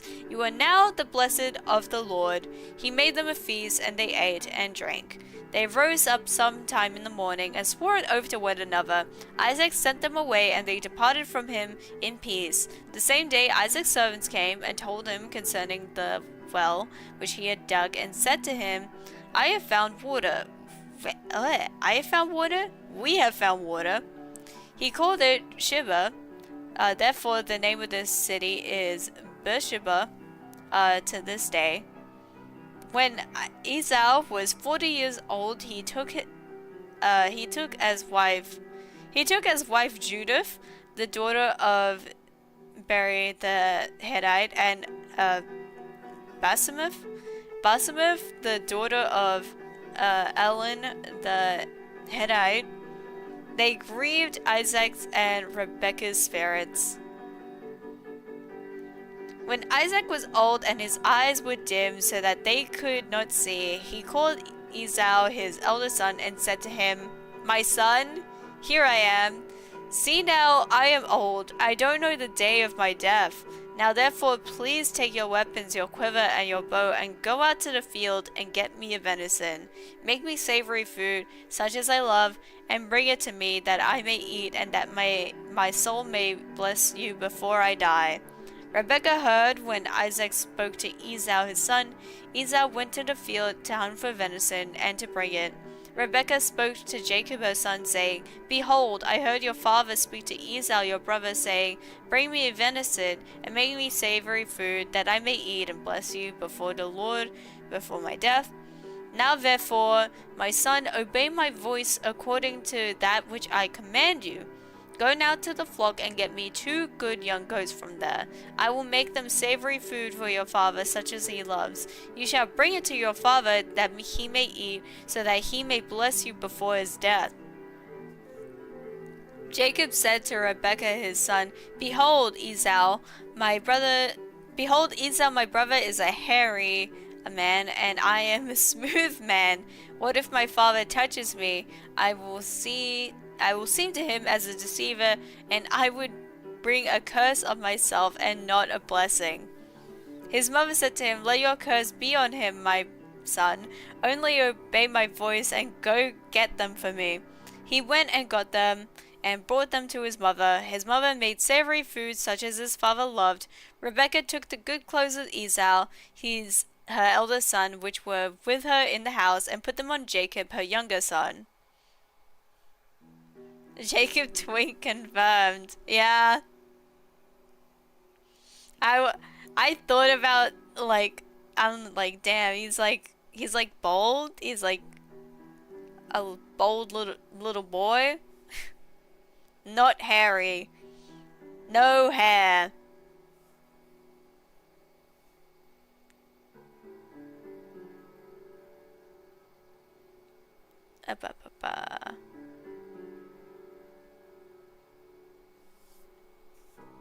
Rebekah took the clothes of Esau, which were in the house, and put them on Jacob. She put the skins of the young goats on his hands, and on the smooth of his neck. She gave the savory food and the bread which she had prepared into the hand of her son Jacob. He came to his father and said, "My father," he said, "Here I am. Who are you, my son?" Jacob said to his father, "I am Esau, your firstborn. I have done what you have asked me to do. Please arise, sit and eat my venison, that your soul may bless me." Isaac said to his son, "How is it you have found it so quickly, my son?" He said, because the Lord your God gave me success." Isaac said to Jacob, "Please come near, that I may feel you, my son, whether you are really my son Esau or not." Jacob went near to Isaac his father, and he felt him, and said, "The voice is Jacob's voice, but the hands are the hands of Esau." He didn't recognize him. because his hands were hairy like his brother's Esau's hands, so he blessed him. He said, "Are you really my son Esau?" "I am. Bring it near to me, and I will eat of my son's venison, that my soul may bless you." He brought to him, and he ate. He brought him wine, and he drank. His father Isaac said to him, "Come near now and kiss me, my son." He came near and kissed him. He smelled the smell of his clothing and blessed him and said, "Behold, the smell of my son is as the smell of a field which the Lord has blessed. Go give you the dew of the sky, of the fatness of the earth, and plenty of grain and new wine. Let people serve you, and nations bow down to you. Be Lord over your brothers. Let your mother's sons bow to you. Cursed be everyone who curses you. Blessed be everyone who blesses you." As soon as Isaac had finished blessing Jacob, and Jacob had just gone out of the presence of Isaac his father, Esau his brother came in from his hunting.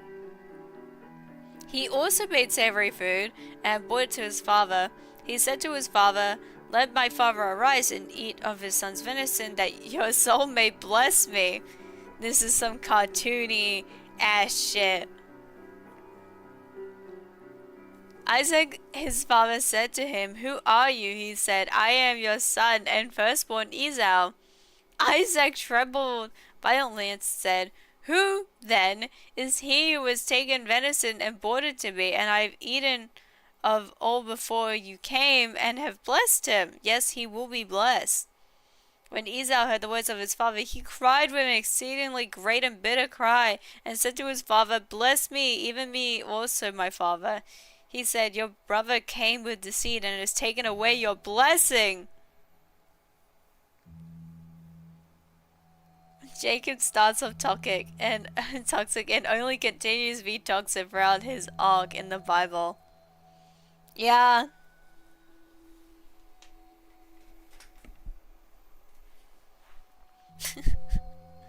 This is so fucking funny. This guy could not tell the difference.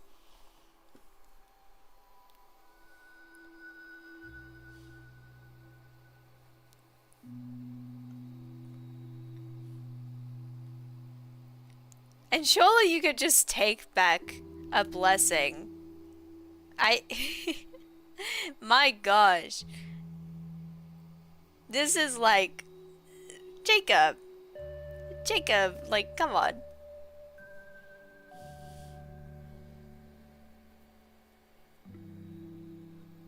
Bless me, even me also, my father. Your brother came with deceit, he took your blessing. No more blessings allowed. He said, "Isn't he rightly named Jacob? For he supplanted me these 2 times. He took away my birthright. See, now he has taken away my blessing." He said, haven't you reserved a blessing for me?" Isaac answered Esau, "Behold, I have made him your lord, and all his brothers I have given to him for servants. I have sustained him with grain and new wine. What then will I do for you, my son?"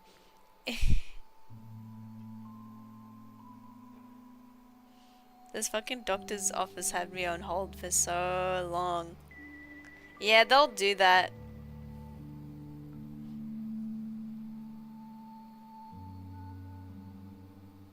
Esau said to his father, "Do you have just one blessing, my father? Bless me, even me also, my father." Esau lifted up his voice and wept.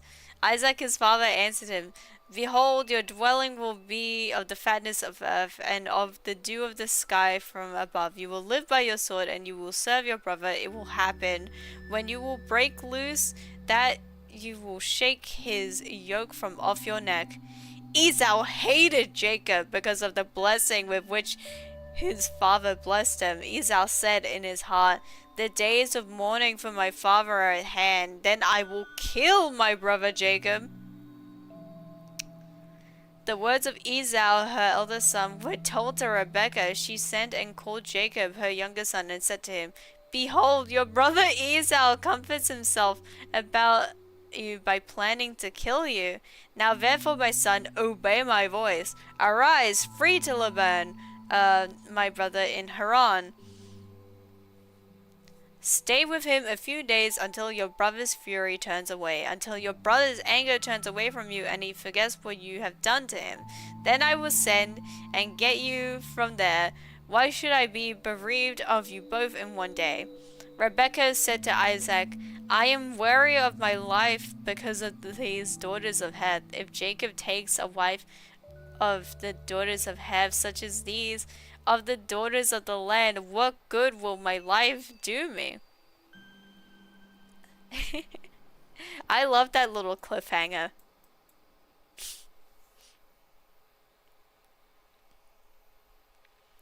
Isaac called Jacob, blessed him, and commanded him, "You shall not take a wife of the daughters of Canaan.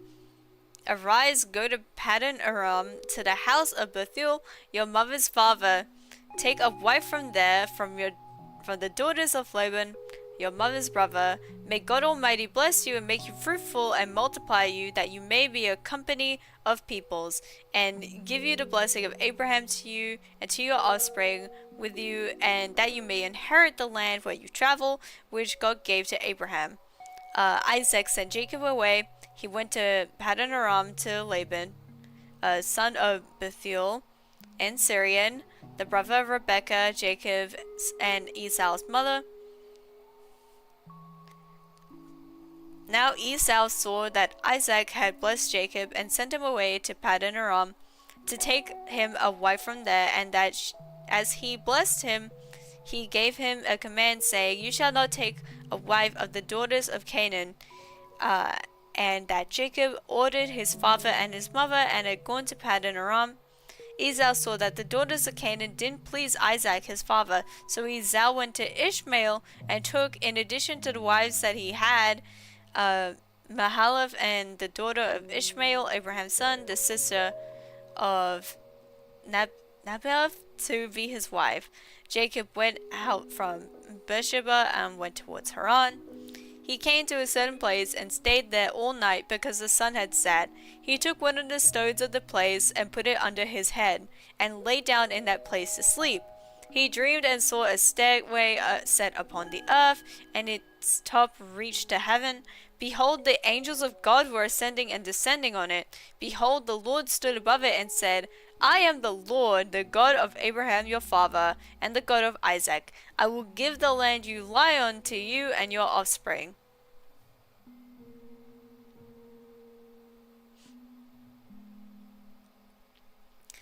Your offspring will be as the dust of the earth, and you will spread abroad to the west, and to the east, and to the north, and to the south.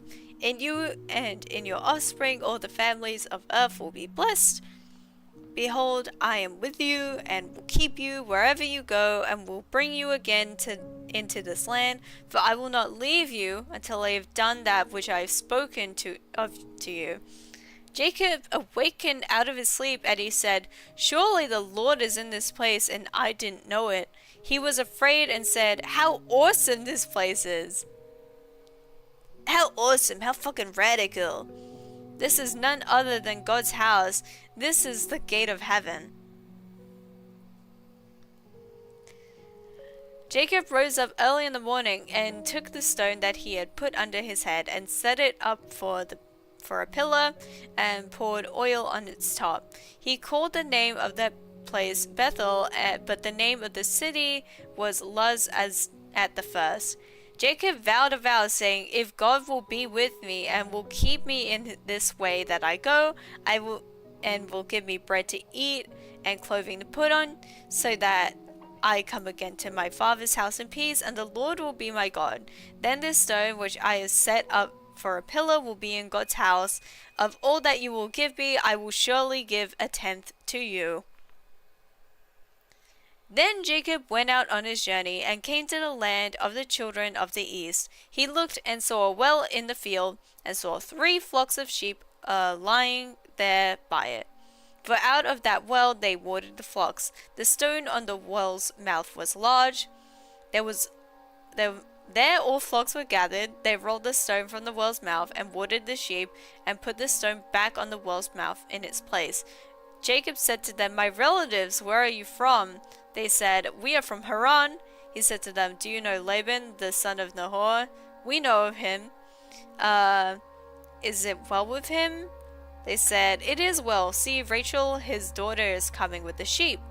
Behold, it is still the middle of the day, not time to gather the livestock together, water the sheep, and go and feed them.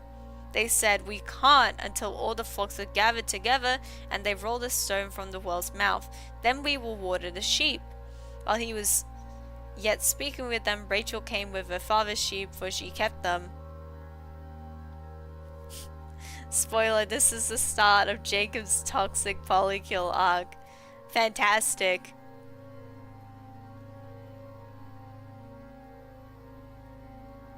When Jacob saw Rachel, the daughter of Laban, his mother's brother, and the sheep of Laban, his mother's brother, Jacob went near and rolled the stone from the well's mouth and watered the flock of Laban, his mother's brother.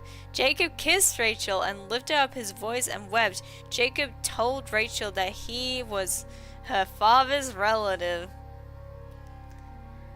and that he was Rebekah's son. She ran and told her father. When Laban heard the news of Jacob, his sister's son, he ran to meet Jacob and embraced him and kissed him and brought him to his house. Jacob told Laban all these things. Laban said to him, Surely you are my bone and flesh. Jacob stayed with him for a month. Laban said to Jacob, Because you are my relative, should you therefore serve me for nothing? Tell me, what will your wages be? Laban had 2 daughters. The name of the elder was Leah, and the name of the younger was Rachel.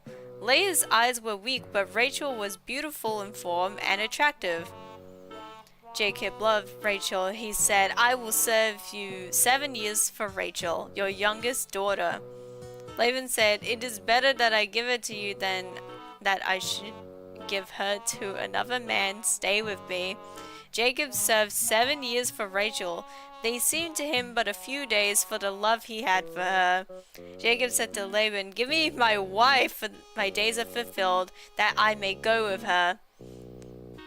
Laban gathered together all the men of the place and made a feast. In the evening he took Leah his daughter and brought her to Jacob. He went into her. Laban gave Zilpah his servant to his daughter Leah for a servant. In the morning, behold, it was Leah. He said to Laban, What is this you have done to me? Didn't I serve you for Rachel? Then why then have you deceived me? It is not done so in our place to give the younger before the firstborn. Fulfill the week of this one, and we will give you the other also for the service which you will serve with me for 7 more years. Jacob did so and fulfilled her week. He gave him Rachel his daughter as a wife. Laban gave Bilhah his servant to his daughter Rachel to be her servant. Wait, what?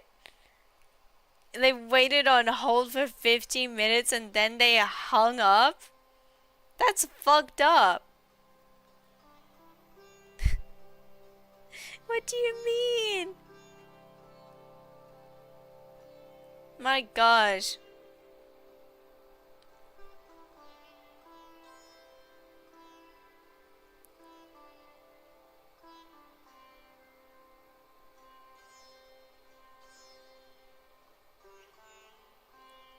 Jacob did so, fulfilled a week, and Rachel's daughter. Laban gave Bilhah his servant to be a servant. He went in also to Rachel, and he loved Rachel more than Leah, and served with him 7 more years.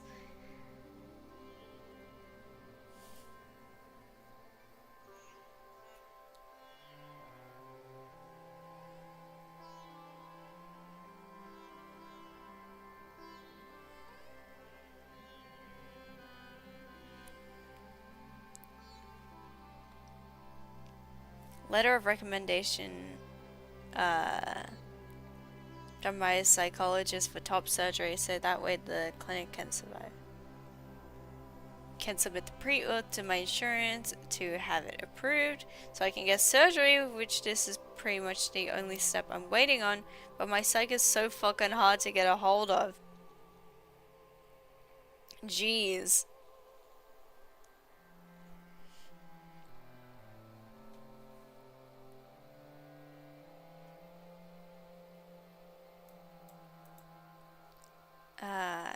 The Lord saw that Leah was hated, and he opened her womb, but Rachel was barren.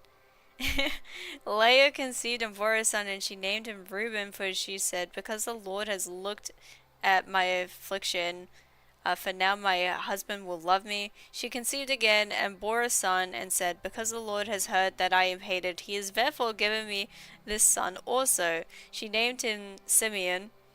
She conceived again and bore a son. She said, now this time my husband will be joined to me, because I have borne him 3 sons. Therefore his name was called Levi. She conceived again and bore a son. She said, this time I will praise the Lord. Therefore she named it Judah. Then she stopped bearing. Jacob got fucked. That's pretty funny. But I am donezo.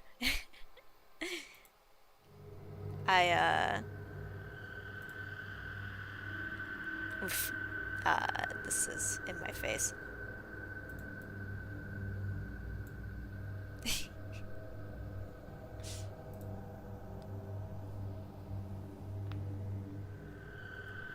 I cannot go more than 2 hours if I'm just gonna be like reading the entire time. I need to rest my throat, my voice. What time is it even for me? It is 10 a.m. It's not late at all. It's very early. But I just can't be reading for ages and ages. I think I have gotten better at speaking for a long time, but it's I cannot be pushing it. But yeah, the letter of recommendation, like the fucking shit that you have to do just to get trans affirming care is, oh, it's bad. It's bad. Also, I can't wait to hear more about Jacob.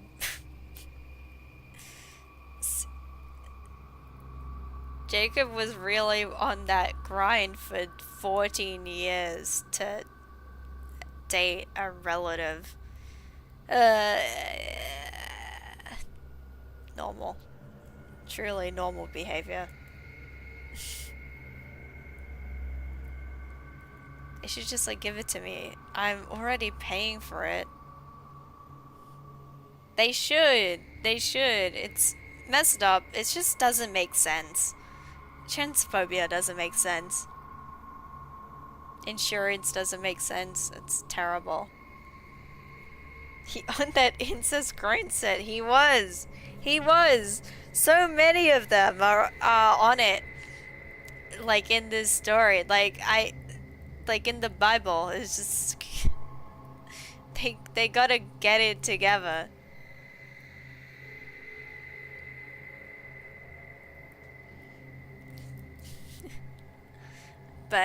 But yeah, I have nothing else to say. What shall I be doing tomorrow? I think I am going to be doing more Miku Logic Paint. Mayhaps.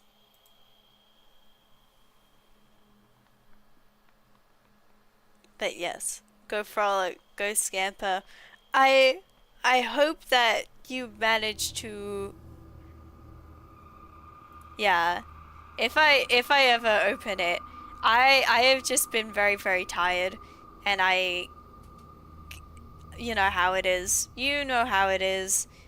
But tomorrow maybe I should be chill tomorrow. I will try to open it. The horrors, yes, the horrors. And yeah, I think I've covered all my bases. So I am going to rest. And drink a bunch of fluids. because you gotta keep the mucus coming, keep your throat wet. Bye! Bye! Thank you to everyone who stopped by. Bye bye bye bye bye.